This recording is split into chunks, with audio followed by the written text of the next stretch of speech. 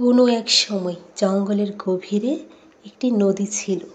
নদীতে একটি কুমির বাস করত। সে শিকার করতে পারত না, কারণ সে খুবই দুর্বল ছিল। একদিন সে ক্ষুধার্ত ছিল। কুমির বলল, এটা খুবই কঠিন কাজ, ভূমির মধ্যে শিকার করা। তারপর সে একটি গাছের নিচে আসলো। একটি বানর তাকে দেখল এবং জিজ্ঞাসা করলো, তাকে কেন এত দুঃখিত দেখাচ্ছে। বানর কুমিরকে বলল, আপেল খাও, খুব সুস্বাদু। কুমির বানরকে ধন্যবাদ জানালো এবং বলল, তুমি কি আমাকে প্রতিদিন আপেল খাওয়াতে পারবে? বানর বলল, ঠিক আছে কুমির।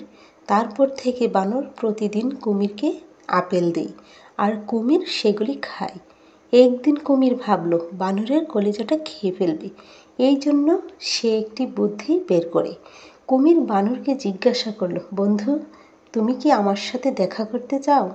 বানর উত্তরে বলল, হ্যাঁ, আমি দেখা করতে চাই। তোমার সাথে দেখা করতে পারলে আমার ভালো লাগবে। তারপর বানর কুমিরের পিঠে উঠে বসলো। কিন্তু তারা যখন নদীর মাঝখানে আসলো, তখন কুমির বানরকে বলল, আমি তোমার কলিজাটা খেতে চাই, তাই এখন আমি তোমাকে খাবো। বানর একটি বুদ্ধি বের করলো।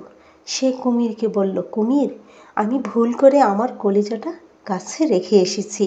এটা শুনে কুমির বলল, তুমি যাও এবং তোমার কলিজাটা নিয়ে এসে আমাকে দাও।